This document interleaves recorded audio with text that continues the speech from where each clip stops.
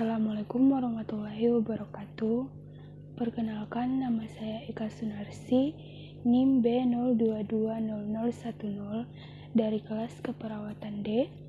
Di sini saya akan menjelaskan mengenai pemeriksaan pap smear.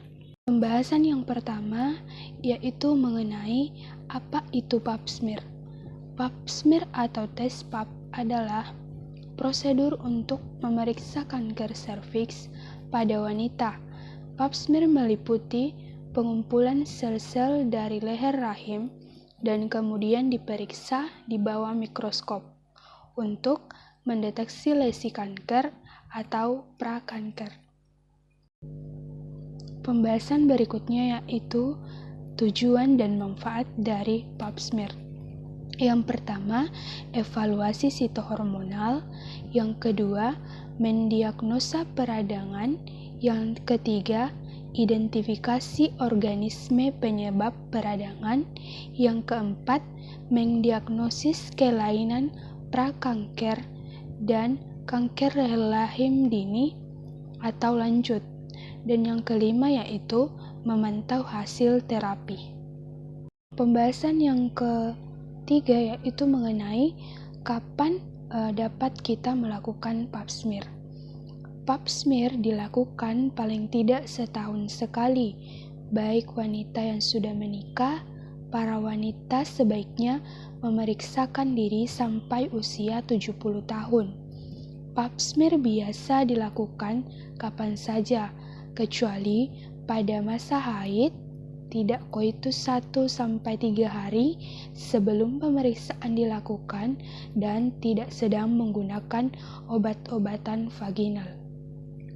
Sekarang kita masuk ke pembahasan mengenai pemeriksaan serviks atau leher rahim, di mana yang pertama yang harus kita lakukan yaitu persiapkan pemeriksaan pap smear. Yang pertama, menghindari hubungan seksual, penggunaan tampon, pil vagina, ataupun mandi berendam dalam bathtub selama 24 jam sebelum pemeriksaan dan tidak sedang menstruasi. Yang kedua yaitu kita masuk kepada prosedur pemeriksaan pap smear.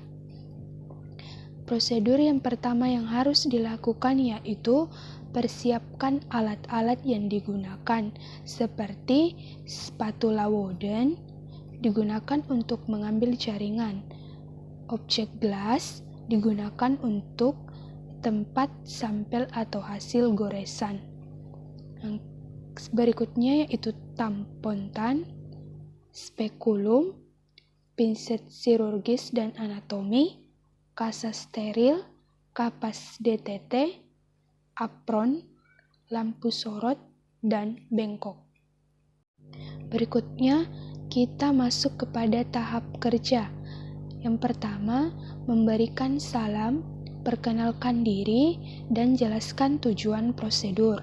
Yang kedua, cuci tangan dan siapkan alat. Yang ketiga, memakai handscoon. Yang keempat, melakukan pembersihan vulva hygiene. Pembersihan vulva hygiene dengan menggunakan kapas DTT, membersihkan labia mayora dextra, labia mayora sinistra, kemudian labia minora dextra, lanjut ke labia minora sinistra dari testiculum ke anus. Selanjutnya, pasang spekulum dengan memasukkan perlahan dengan tertutup dan diputar sebesar 30 derajat. Setelah dimasukkan dan posisinya sudah pas, usahakan spekulum terbuka dan spekulum dapat dikunci dengan memutar baut. Setelah spekulum dimasukkan, bersihkan area terdalam alat genitalia menggunakan tampon tan dan kasa steril untuk membersihkan sekret. Bersihkan secara memutar, bisa dilakukan 2 kali dan letakkan ke bengkok hasil dari pembersihan. Tahap selanjutnya yaitu Pengambilan jaringan dengan spatula wooden. Putar 360 derajat dengan satu putaran. Setelah itu, hasil jaringan diletakkan pada objek gelas dan setelah itu objek gelas direndam ke dalam larutan alkohol 95% selama kurang lebih 10 menit. Setelah itu, lepaskan spekulum dengan melonggarkan skrup. Putar spekulum ke kanan dan tarik perlahan. Setelah prosedur dilakukan, rapikan alat dan kaji respon pasien.